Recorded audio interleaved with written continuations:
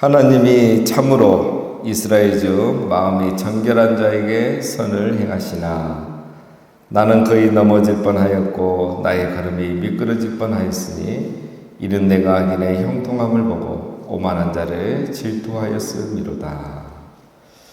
여러분, 시편 74편은 아삽의 시라고 하죠. 유명한 시입니다. 73편은 신정론에 관한 그런 시라고도 할 수 있습니다.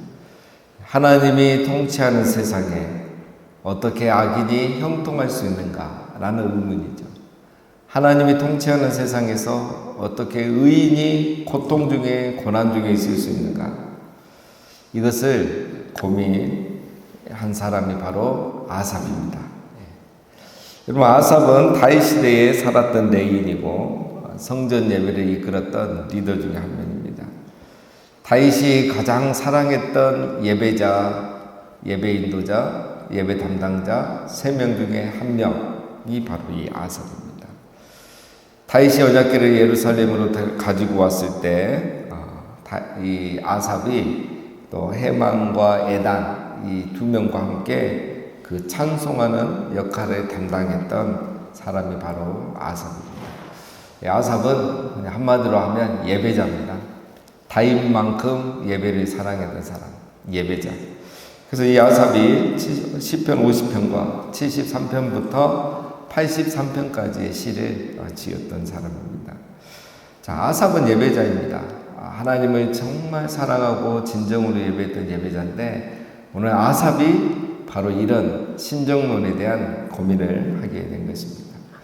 1절에 보면 하나님이 참으로 이스라엘 중 마음이 정결한 자에게 선을 행하시나, 이스라엘 중에 정결한 자에게 하나님이 선을 행하시고 우리로 말하면 은혜와 복을 주신다고 믿고 있었는데 아삽이 봤던 현실은 정반대였던 겁니다.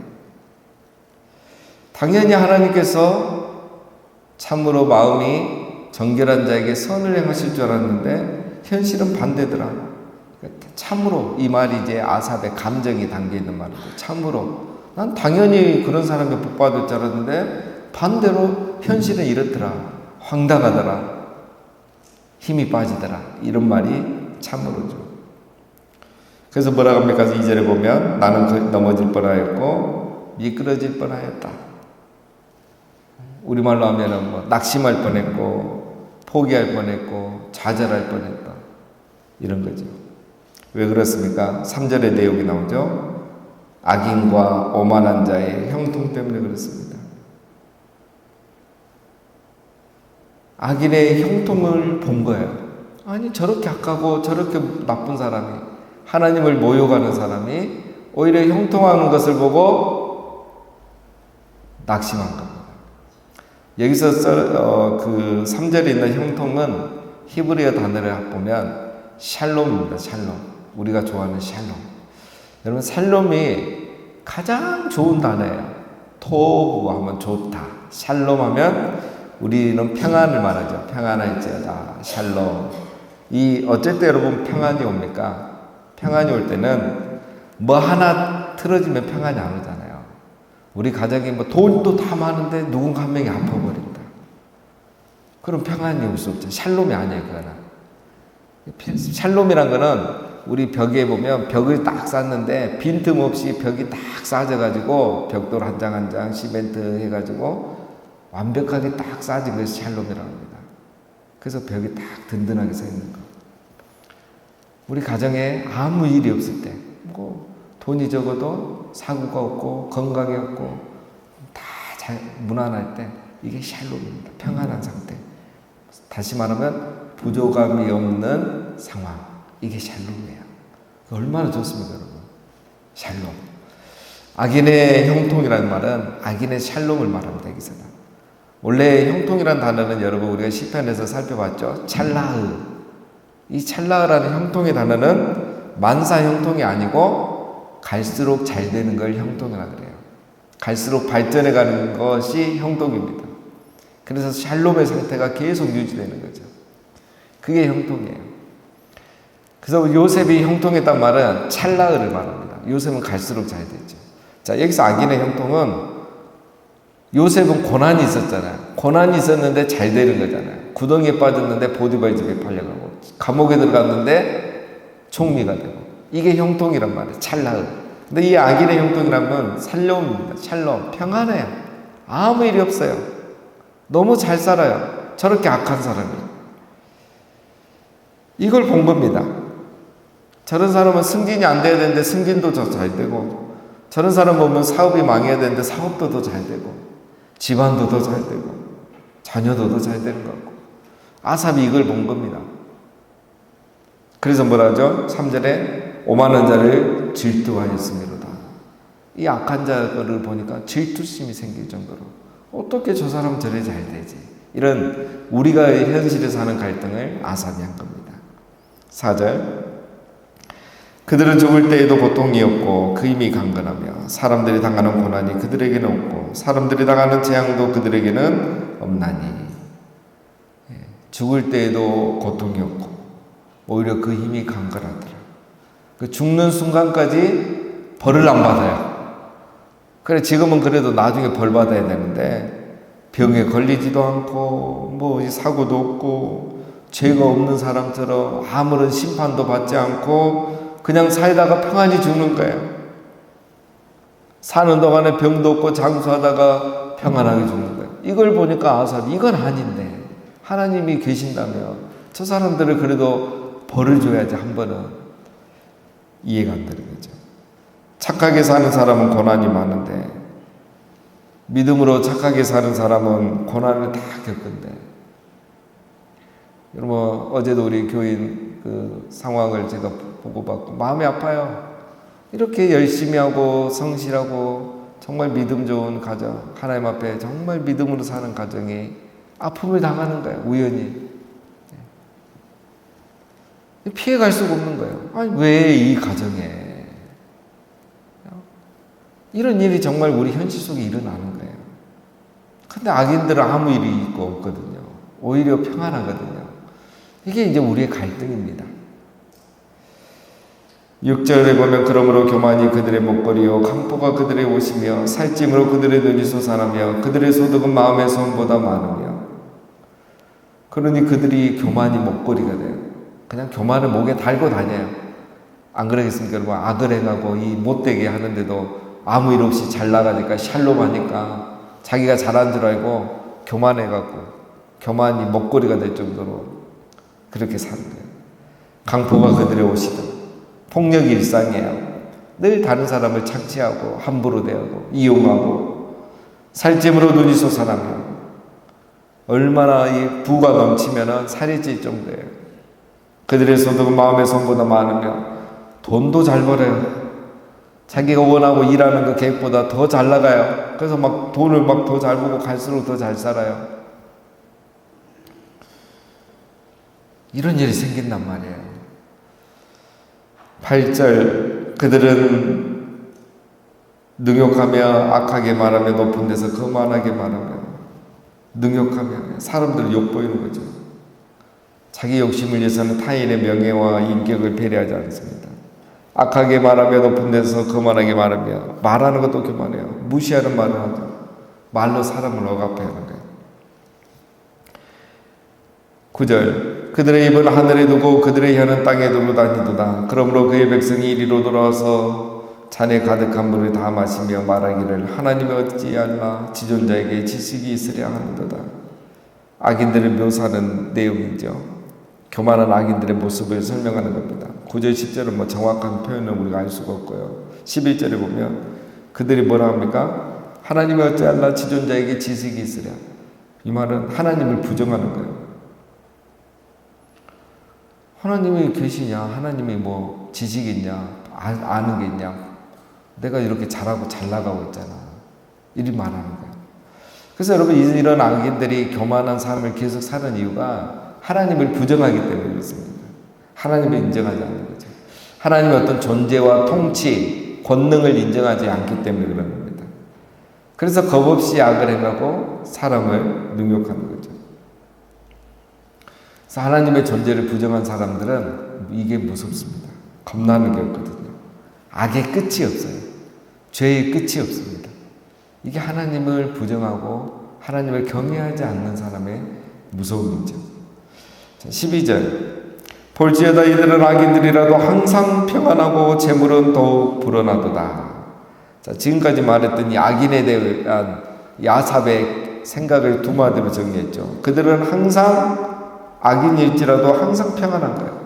이게 앞에서는 형통이라는 단어로 번역이 됐고 여기서는 평안으로 되어 있죠. 악한 사람들 왜 항상 평안하냐 이거죠. 항상 왜 샬롬하냐 이거죠. 왜 아무 일도 없냐는 거죠. 그리고 왜 재물이 갈수록 불어나냐, 왜 갈수록 잘 사냐 이거예요. 정말 이해할 수 없다는 거죠.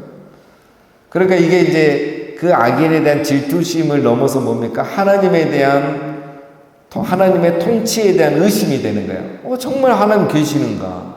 살아계시는가? 그렇다면 어떻게 이런 일이 일어날 수 있는가? 그러면서 자기 신앙에 대한 갈등이 시작됩니다. 여러분 이런 고민 다 해보셨죠? 이런 고민 안 하실 수 있는 방법은 안 하시는 경우는 누구겠습니까? 이런 고민 안 할 정도로 너무 부족함이 없이 살아가신 분들은 이런 고민 안 하실 거고 이런 고민은 다 하게 돼 있습니다. 특별히 말씀대로 사는 사람은 고민하게 돼 있어요. 말씀대로 살고 예배하고 기도하는 사람은 이런 고민 다 해보십니다. 왜? 내가 그렇게 해봤는데 물론 우리가 바라고 하는 건 아니지만 현실하고 내 신앙하고 다를 때가 너무 많거든요. 그래서 이런 아삽과 같은 고민을 다 하는 겁니다. 그래서 아삽이 어떤 고백을 합니까? 지금 13절에 보면 내가 내 마음을 깨끗하게 하며 내 손을 씻어 무죄하다 한 것이 실로 헛되도다. 마음을 깨끗하게 하며 내 손을 씻어 무죄하다 한 것. 이거 뭐냐면 우리로 말하면 예배하는 거예요. 우리가 예배하고 기도하고 회개하고 작은 죄 하나도 한 물두멍에 나가서 번제단에 나가서 회개하고 어린 양의 피로 씻고 그렇게 내가 기도하고 예배하고 정말 거룩하고 정결하게 살기를 힘썼는데 뭐라고요? 실로 헛되도다. 참으로 헛되도다. 정말 헛되다. 오히려 뭐라고 합니까? 14절에 나는 종의 재단에 나가며 아침마다 징벌을 받았도다. 이렇게 내가 예배하고 정결하게 살아가는데 오히려 내게 고난이 오는 거예요. 재난이 와도 내게 닥치는 거예요. 사고가 나도 내게 일어나는 거예요. 우리 가정이 일어나요. 그러니까 아삽이 고민한 겁니다. 오늘 아삽이 고민한 것은 크게 두 가지입니다. 정리하면 첫 번째, 너무 불공평합니다. 하나님 이거예요. 하나님 세상이 왜 이렇게 불공평합니까? 의인은 샬롬하고 장수하고 더 재물이 많아지고 악인은 고난당하고 재난당하고 사고당하고 가난해지고 힘들어지고 하나님 세상이 너무 불공평합니다. 두 번째, 이 경건의 삶이 무익해 보입니다. 악인은 하나님 부정하고 하나님이 어찌할라 지식이 있으랴 하나님 이렇게 모욕하는데도 잘 나가고 우리는 날마다 하나님 앞에 나가 마음을 깨끗이 하고 손을 씻는데도 종의 재난에 당하고 아침마다 징벌을 당하고 조그만 죄도 또 회개하지 않으면 벌을 받고 하나님 너무 무익합니다. 이렇게 경건하게 사는 게 무슨 소용이 있습니까? 이게 아삽의 고민이고 오늘 우리의 고민입니다. 자, 이럴 때 어떻게 해야 될까요? 여러분, 첫 번째는 오늘 아삽의 이런 고민을 우리가 살펴본 거죠. 여러분, 그런 거 하는 게 정상입니다. 그 고민하고 갈등하는 것을 숨기지 마시고 주 예수께 아뢰십시오. 너 예수께 조용히 나아가 내 마음을 쏟아놓으라. 그걸 하나님 앞에 쏟아놓으시는 거예요. 그게 믿음입니다. 아삽처럼 하나님께 토로하시면 돼요. 그게 우리가 하고 있는 기도고 찬양이에요.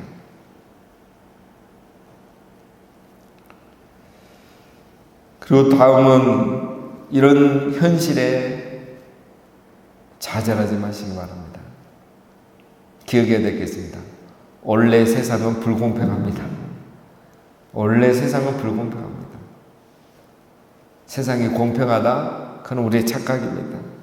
모두가 만족한 세상, 이 세상에 없습니다.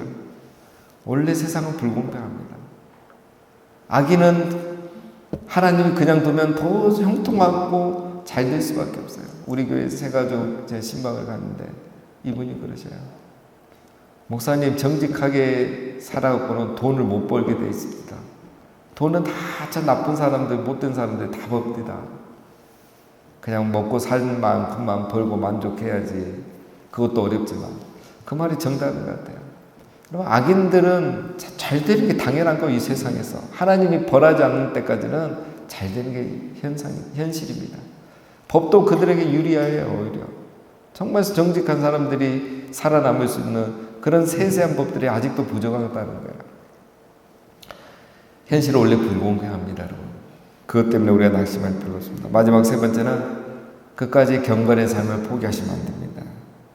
상대가 악하다고 나도 악을 행할 필요가 없습니다. 악인이 하나님을 부정한다고 우리가 하나님의 통치를 부정할 필요가 없는 겁니다. 악인이 형통한다고 여러분 하나님이 통치하지 않는 것이 아닙니다. 악인의 형통과 상관없이 하나님은 존재하시고 세상을 다스리고 계신다는 사실입니다. 악인의 형통 자체도 하나님의 통치 아래 있습니다. 하나님의 허용하실 뿐입니다. 지켜보고 계실 뿐인 겁니다. 악인이 지금 심판받지 않는 것이지 영원히 심판받지 않는 것은 아닙니다. 제가 전에도 한번 얘기했지만 하나님이 살려두신 이유가 있어요. 왜 저 북한의 나쁜 사람들 막 다 살려두느냐? 하나님 살려두시고 그냥 심판을 미루시는 이유가 있습니다. 이유는 딱 한 가지입니다. 지옥에 안 보내려고. 그냥 지옥은 가면 안 되는 것이거든요. 한 번 가면 다시 못 나오잖아요. 어떤 그 지옥에 가는 거 하나님 생각이 너무 불쌍해요. 그래서 하나님 기회를 주신 거예요. 그래도 언젠가는 회개하더라고요. 하나님이 심판을 지금 안 할 뿐이지 영원히 하지 않는 것이 아니라는 겁니다.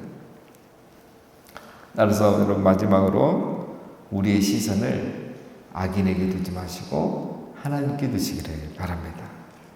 하나님은 여전히 선을 행하고 계십니다. 하나님은 여전히 자기 백성에게 선을 행하시고 자기 백성을 인도하고 계십니다. 어느 날 때가 되면 하나님이 우리의 신원하는 기도를 들으시고 응답하시고 또 마땅히 심판 행할 자에게는 심판 행하시고 구원을 베푸실 자에게는 구원을 베푸신 날이 있습니다. 그걸 우리는 믿고 있고 그걸 말하는 게 마태복음 25장 또 요한계시록입니다. 우리는 그날을 바라보면서 우리의 시선을 하나님께 고정하고 낭망하지 마시고 오늘 하루도 믿음으로 나아가시는 우리 모두가 되시기를 주님의 이름으로 축원드립니다. 우리 함께